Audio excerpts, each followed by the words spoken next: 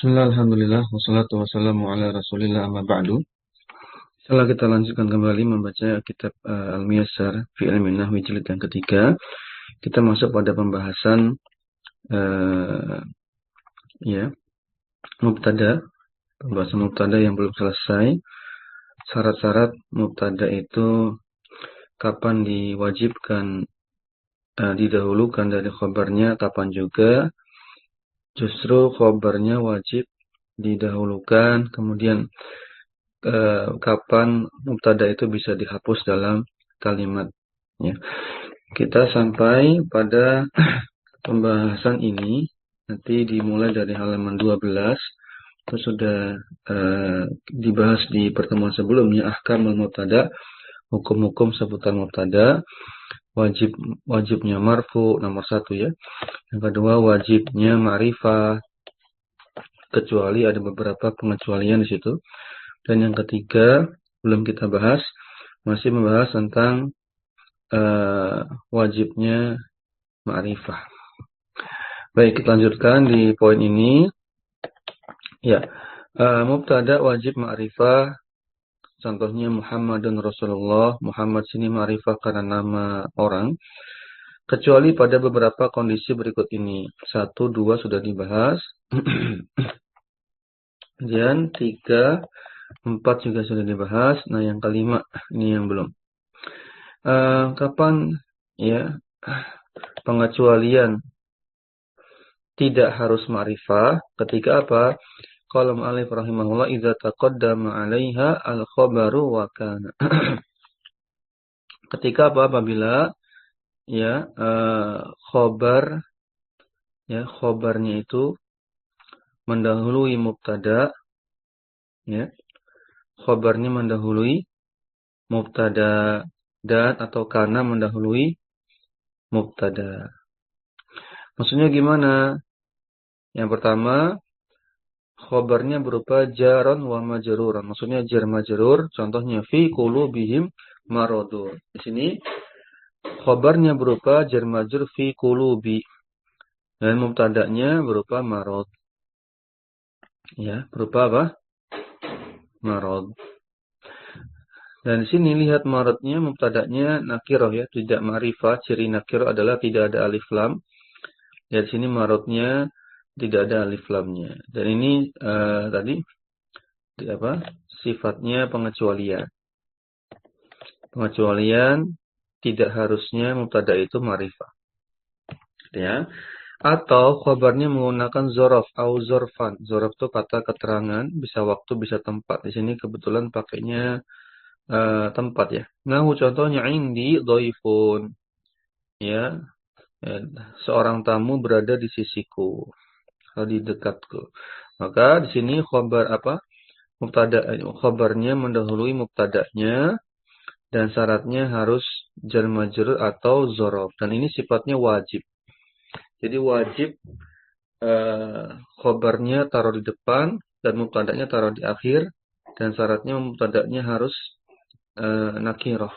Ya, tidak ada alif lamnya. Ya. Ini wajib, enggak bisa ditukar lagi. Seperti pada ayat apa? Inna ma'al usri yusran. Ya kan sama kan? Bedanya itu pakai inna. Kalau enggak pakai inna, ma'al usri yusrun. Redaksinya mirip dengan indi dhaifun karena ma'al usri itu kan zorof juga. Ma'a itu kan zorof. Ma'iyah, kebersamaan. Ma'al usri bersama kesulitan, yusrun ada kemudahan. Sama redaksinya dengan indi dhaifun. Tinggal tambahkan inna sehingga menjadi yusron. Innal ings apa? Ya. Inna ma'al usri yusra. Nah, itu redaksinya dibalik seperti ini sifatnya wajib dan tidak bisa kembali lagi. Karena terpenuhi dua syarat apa? Mubtada'nya berupa isim nakirah, khabarnya berupa zorof atau jar majrur dan ditaruh di depan. Kemudian apa faedahnya dibalik seperti ini? Di antara faedahnya untuk penguatan makna. Maknanya lebih kuat. Ya, maknanya lebih tegas, lebih kuat. Lanjut, kondisi lain bolehnya mubtada itu tidak harus ma'rifah apa? idza kanat du idza kanat apa? Du'aan, jika berupa doa. Contohnya apa? Wailul lil mutaffifin. Ini doa kecelakaan ya, doa buruk. Celakalah kecelakaan bagi orang-orang yang curang. Maka wail di sini tidak ma'rifah, ya, nakirah dia. Berikutnya idza dallat ala tanwi'in. Ketika mubtada itu menunjukkan atau konteksnya ya, menunjukkan ya tanwi', penyebutan jenis, penyebutan tanwi', penyebutan apa? Penyebutan macam-macam jenis-jenis. Contoh yaumun laka wa yaumun alaika. Ada dua hari. Yang pertama hari kemenangan bagimu, ya, hari keberuntungan bagimu. Yang kedua adalah hari kekalahan atau hari kegagalan untukmu. Jadi penyebutan jenis gitu ya. Maka di sini boleh tidak ma'rifah, ya, alias nakirah yaumun yang pertama ataupun yaumun yang kedua. Berikutnya, kapan lagi tidak harus ma'rifah mubtada, yaitu idza dallat 'alal umumi, ketika memang menggunakan redaksi-redaksi umum seperti pakai kata kullu ya, atau yang lainnya. Ya, kullu di sini kan kullu maknanya umum ya. Setiap, semua. Kullun lahu qanitun. Setiap atau semua orang, semua makhluk hanya tunduk kepada Allah. Baik, kemudian poin ketiga tentang mubtada. Bisa dibaca. Qala al-musannifu rahimahullahu ta'ala as-salis jawazu hadfihi in dalla alaihi dalilun. Taqulu kaifa sa'idun fayuqalu mujtahidun ay huwa mujtahidun. Ar-rabi' Ya, ini berikut yang poin ketiga. Jawazu hadfihi in dalla alaihi dalilun. Bolehnya menghapus mubtada ketika atau jika terpenuhi dalil, ya, terpenuhi syarat. Taqulu, atau terpenuhi adanya indikasi gitu ya. Apa indikasinya? Taqulu kaifa sa'idun, ya, bagaimana kondisi Sa'id? Fayuqalu, maka dijawab mujtahidun, ai huwa mujtahidun. Jawabannya cuma mujtahidun, singkat, padahal redaksinya ai harusnya lengkapnya huwa mujtahidun. Di situ mubtadanya dihapus. Nah, ini boleh. Kenapa boleh? Karena ada indikasi apa? Jawaban dari kalimat pertanyaan. Ini boleh. Ya, seperti kita bilang, ya, bagaimana kabarmu? Sehat, gitu kan? Itu kan tidak lengkap sebenarnya. Kalau mau lengkap gimana? Gimana kabarmu? Kabarku sehat. Harusnya kan gitu. Maka lafadz kabarkunya itu dihapus mubtadanya. Itu boleh. Karena ada indikasi orang paham kok gitu ya. Ada indikasi orang paham ketika mendengar jawaban kita. Kenapa? Karena sudah ada pertanyaan sebelumnya. Jadi paham. Kecuali tiba-tiba kita bilang mustahidun gitu ya. Ya, orang bingung kenapa kok tiba-tiba bilang mustahidun. Artinya sukses gitu ya, sungguh-sungguh. Poin keempat tentang mubtada. Anda bacakan dulu. Wujubu hadfihi fi arba'ati mawadi'ah. Nah, sekarang yang wajib menghapus mubtada. Tadi kan boleh dihapus, boleh tidak mubtadanya. Tadi yang mubtadanya adalah takdirnya huwa, tadi huwa mustahidun. Nah, di sini sifatnya wajib dihapus. Yang pertama, ketika apa? Indala alaihi jawabul qasami, yes, menunjukkan jawab sumpah. Jawaban dari kalimat redaksi sumpah. Jawaban sumpah itu gimana? Misalnya gini. Misalnya apa ya? Misalnya wal 'asr. Innal insana lafi khusr. Allah bersumpah dengan masa ya. Innal insana lafi khusrin. Nah, itu jawab sumpah itu. Di sumpahnya itu wal 'asr gitu. Nah, di sini redaksi sumpahnya nggak ada di sini. Adanya adalah isi sumpahnya, jawaban sumpahnya. Apa itu? Lihat sini. Ya. Fi zimmati la af'alanna kada. Di dalam zimmah, di dalam uh, ya benakku, pikiranku, la af'alanna kada, sungguh aku benar-benar akan melakukannya demikian dan demikian. Maksudnya fi zimmati ahdun au misakun, di dalam pikiranku ada janji, ada akad yang harus aku tunaikan. Intinya begitu ya. Pokoknya jawaban sumpah redaksi qasam. Ahdun misakun artinya lebih kurang sama. Janji. Ya. Manusia bersumpah cuma bisa dengan nama Allah ya.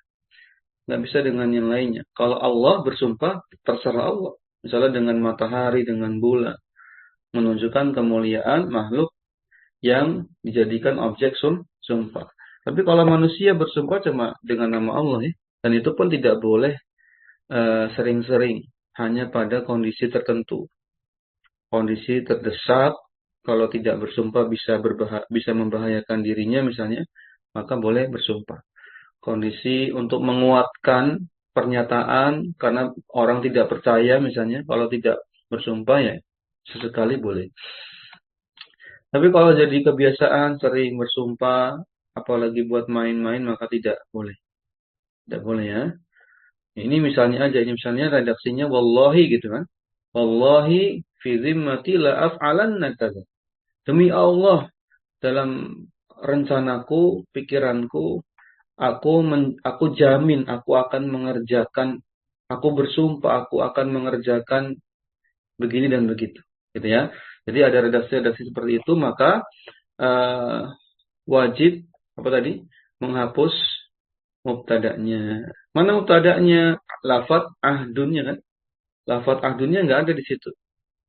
Dihapus, ya.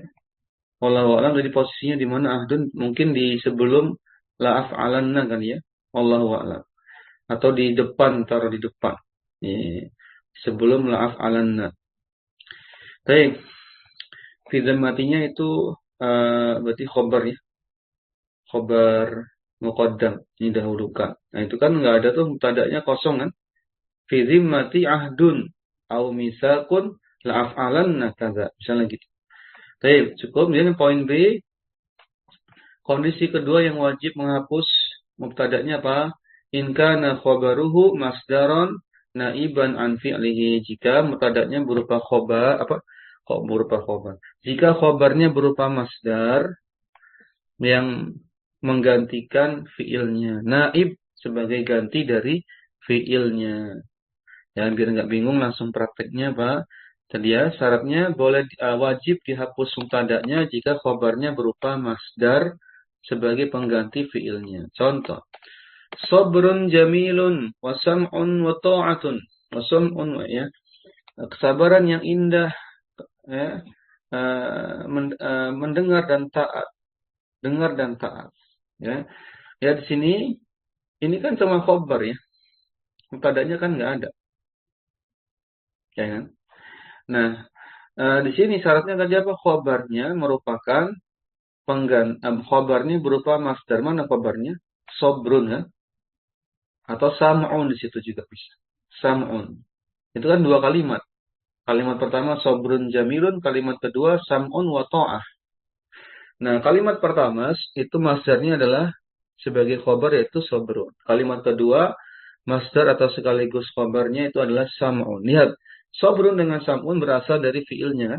Itu maksudnya. Sobaro dengan sami'a. Maka ada mubtada yang dihapus yaitu apa? Sobri.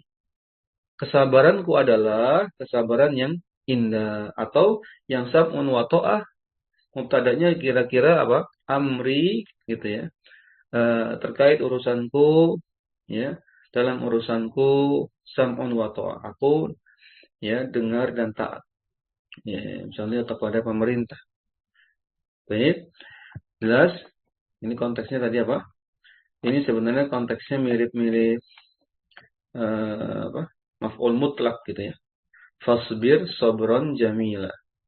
Ya, maf'ul mutlak itu kan hakikatnya masdar Ya, sobron atau sobrun itu kan masdar. Baik. Dan poin ketiga, tadi kan ada 4 poin ya. Arba mawadi. Poin ketiga, syarat mubtada itu wajib dihapus apa? In kanal khabaru makhsuson bil madhi awid zammi ba'da ni'ma wa bi'sa mu'akharan anhuma. Wah, ini syaratnya panjang. Jika khabarnya dikhususkan pada konteks pujian, madah ya, zam, zelda atau celaan.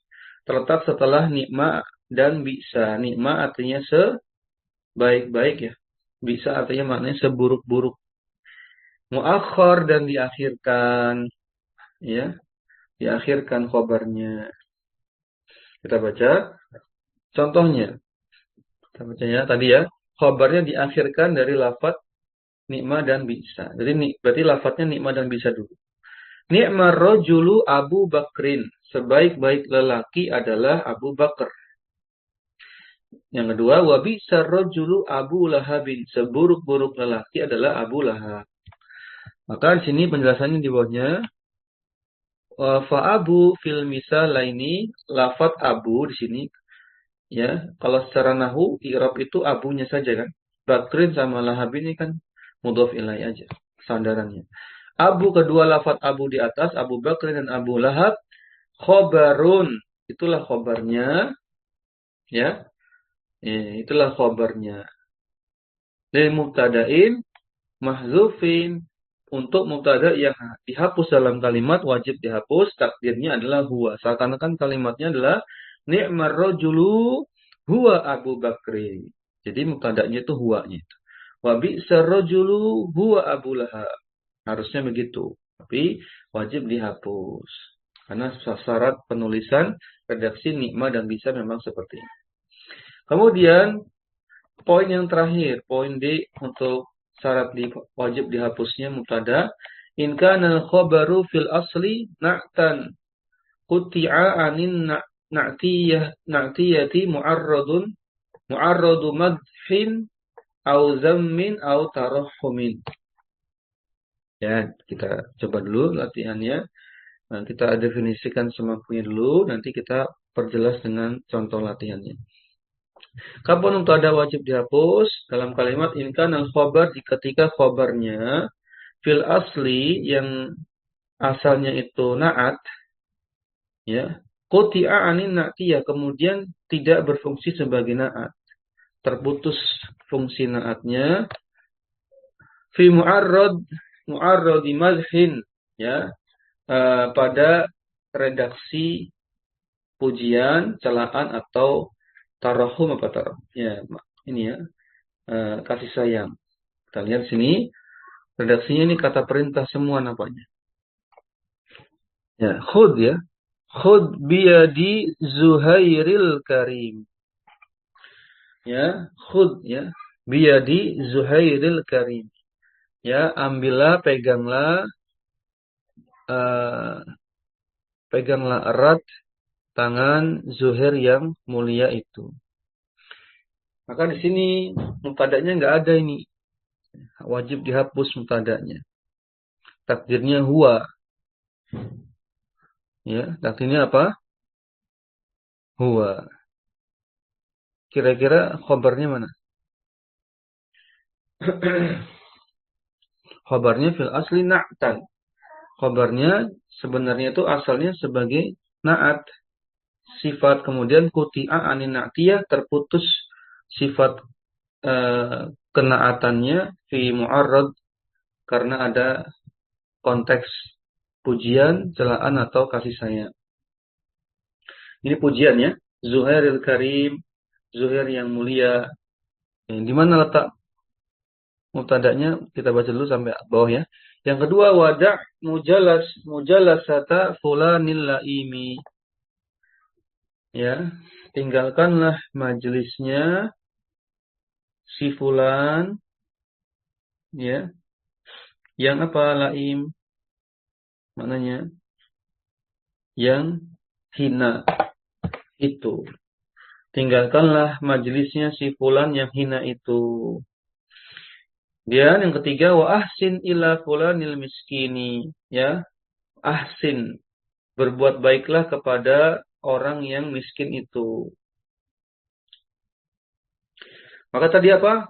Seakan-akan al-karim itu sifat, al-laim sifat, ya kan? Al-miskin itu sifat. Seakan-akan sebagai sifat aslinya, tapi dia sebagai khobar. Khobar ya, sebagai khobar. Eh, Misalnya berarti mutadaknya taruh di mana? Mutadaknya taruh di sebelum al-karim, sebelum al-laim, sebelum al-miskin. Misalnya gini. Khud biyadi Zuhairin huwal karim. Ya, Allah alam ya, lebih kurang gitu. Da' majalasati fulanin huwal laimu. Ahsin ila fulanin huwal miskinu. Artinya kan sama aja ya. Peganglah erat tangannya Zuhair. Siapa Zuhair? Dia adalah orang yang mulia. Ya, tinggalkan dalam majelisnya fulan. Siapa fulan? Yaitu dia adalah orang yang hina. Ahsin ila fulanin, ya. Berbuat baiklah kepada si fulan. Siapa si fulan? Yaitu orang yang miskin. Huwal miskin. Wallahu a'lam. Apakah maksudnya seperti itu? Lebih kurang ya kondisinya di situ wajib dihapusnya tadi lafadz huwa. Intinya tidak boleh menyebutkan mubtada. Yang terakhir, kondisi tentang mubtada tapi bukan lagi membahas wajibnya dihapus. Ini sudah lewat. Poin terakhir, poin kelima. Innal asla fihi an yataqaddama 'alal khabari. Mubtada itu hukum asalnya mendahului khabarnya, alias mubtada dulu baru khabar. Wa qad yajibu, ingat qad bertemu fi'il mudhari, di sini yajibu maknanya litaqlil, jarang, terkadang. Terkadang ya, terkadang khabarlah yang mendahului mubtada'nya. Wa qad yajibu taqdimul khabari 'alaihi. Terkadang khabarnya yang mendahului mubtada. Tadi sudah disebutkan banyak contohnya. Ya, apa tadi? Indi fulanun, gitu kan? Itu kan sudah mendahului. Inna ma'al usri yusran. Itu kan mendahului. Khabarnya di depan, ma'al usri yusran itu mubtada atau isim innanya. Inna ma'al usri yusran. Wa qad yajuzul amrani, atau dan boleh juga keduanya berlaku. Maksudnya gimana? Wajib apa? Boleh juga keduanya berlaku gimana? Maksudnya gini. Hukum asal mubtada di depan, ya, itu kan hukum asalnya wajib ya, hukum asalnya. Nanti sifatnya boleh juga nggak wajib gitu. Juga boleh juga khobar yang ditaruh di depan itu boleh juga nggak wajib. Jadi ada kondisi boleh, ada kondisi wajib. Harus dibedakan ya. Kalau boleh itu artinya longgar. Kalau wajib ya harus seperti itu. Wa sayatil kalamu ala zalika, maka akan datang penjelasannya di pertemuan-pertemuan berikutnya. Wa sayatil kalamu zalika, akan datang, intinya coming soon gitu ya, coming soon. Baik. Selanjutnya ada pertanyaan? Afwan Ustaz, izin bertanya. Ya, betul. Assalamualaikum. Tadi terkait yang faedah untuk menguatkan makna, maksudnya bagaimana ya Ustaz? Yang jar majrur dan zorof. Ya. Jadi ada ini berkaitan dengan kaidah usul fikih ya. Nanti ketika belajar nahwu itu sangat erat kaitannya dengan usul fikih. Sama ketika belajar usul fikih nanti istilah-istilahnya juga mirip-mirip dengan pelajaran nahwu. Ada kaidah di dalam usul fikih itu apa? Taqdimu mahaqquhu at-ta'khiru yufidul hasr, yufidut ta'kid ya. Mendahulukan takdimu mahaqquhu, mendahulukan sesuatu yang haknya, yang asalnya itu di depan, di akhir ya. Ya, takdimu ma hakuhu ta'takhiru, mendahulukan sesuatu yang asalnya itu di akhir. Contohnya apa? Khobar kan di akhir. Ini taruh di depan. Nah, maka yufidul hasr, menunjukkan makna, memberikan faedah hasr, pembatasan sekaligus penegasan. Ya, misalnya tadi kita bilang apa? Inna ma'al usri yusran. Sungguhnya bersama kesulitan pasti ada banyak kemudahan. Jadi ada penegasan makna. pasti ada banyak kemudahan. Tapi kalau redaksinya biasa, misalnya innal yusra ma'al usri, misalnya gitu ya. Jadi kalimat biasa. Sesungguhnya ya kemudahan itu bersama membersamai kesulitan. Jadi kalimatnya jadi biasa, kalimat redaksi normal. Tapi kalau ditukar inna ma'al usri yusra dengan syarat mubtada'nya nakirah ditaruh di belakang nakirah yusron, khabarnya berupa syibhul jumlah yang mirip jumlah itu apa? Jar majrur atau dzaraf. Ma'al usri masuknya dzaraf. Nah, ini menunjukkan kekuatan makna, makin kuat. Dan ini cuma salah satu redaksi dalam bahasa Arab yang menguatkan makna. Masih banyak lagi cara membuat kalimat itu kuat. Di antaranya pakai kata innama. Makanya dalam hadis pakainya innama. Innamal a'malu binniyat. Ya kan? Innama itu memberikan kekuatan makna. Ya, hanya apa? Niat itu hanya tergantung apa? Perbuatan kita hanya tergantung karena niatnya. Apalagi misalnya redaksi la ila. Setiap ada kalimat adalah, kemudian ada illa, ini kalimatnya kuat. Makanya kalimat tauhid menggunakan redaksi ini. Redaksi namanya nafi isbat. Nafi isbat. Nafi menolak, la, isbatnya apa? Illa. Isbat itu menetapkan. Redaksinya la ilaha illallah. Tidak ada sesembahan satupun yang berhak diibadahi dengan hak kecuali Allah. Kuat kalimatnya kan? Itu diantara cara-cara menguatkan kalimat dalam bahasa Arab, bisa mendahulukan sesuatu yang biasanya diakhirkan. Contoh tadi kasus mubtada khobar duluan, atau bahkan dalam redaksi ini jumlah fi'liyah. Kalau tadi kan mubtada khobar jumlah ismiyah. Jumlah fi'liyah juga bisa, yaitu mendahulukan objek. Itu bisa menguatkan makna. Contohnya apa? Iyyaka na'budu wa iyyaka nasta'inu. Iya kan? Iyyaka itu objek. Namanya domir nasab munfasil. Jenisnya kategorinya domir nasab munfasil. Nasab karena dia objek, munfasil karena dia terpisah kan. Nah, iyyaka itu objek. Na'budu itu mengandung subjek fa'il ya, sekaligus fi'ilnya kan. Artinya apa? Hanya kepadamu lah ya Allah kami beribadah. Wa iyyaka nasta'inu, dan hanya, ada kata hanya. Hanya kepadamu lah kami memohon pertolongan. Tapi kalau redaksinya dibuat normal, subjek, predikat, objek gitu, normal. Jadi gimana? Na'buduka wa nasta'inuka. Artinya apa? Ya artinya biasa. Nggak ada penegasan. Artinya kami beribadah kepadamu ya Allah, dan kami meminta pertolongan kepadamu ya Allah. Tapi bisa nggak berbuat syirik? Bisa. Karena tidak ada kata hanya. Boleh jadi hari ini dia beribadah, nanti malamnya, besoknya syirik. Tapi kalau ada kata hanya, maka tidak ada celah untuk berbuat kesyirikan. Jadi ini redaksi-redaksi yang bisa menguatkan makna dalam kalimat-kalimat bahasa Arab. Gitu. Baik ya, dan ini juga berlaku dalam bahasa Indonesia. Didahulukannya sesuatu yang biasanya di akhir itu menunjukkan penegasan. Contohnya dalam bahasa Indonesia itu kan subjek dulu, SPOK kan, Budi makan bakso gitu kan. Tapi terkadang harus kata kerja dulu. Terkadang harus kata kerja dulu untuk menegaskan pesannya. Apa contohnya? Dilarang merokok. Iya kan? Kan harusnya merokok dilarang. Kenapa ini kata kerja dulu? Karena untuk menegaskan larangan itu. Dilarang merokok. Tanpa tanda seru 2, 3 gitu ya. Gitu ya. Dilarang, apalagi misalnya, membawa hewan di dalam kereta misalnya. Itu karena ingin menegaskan larangannya.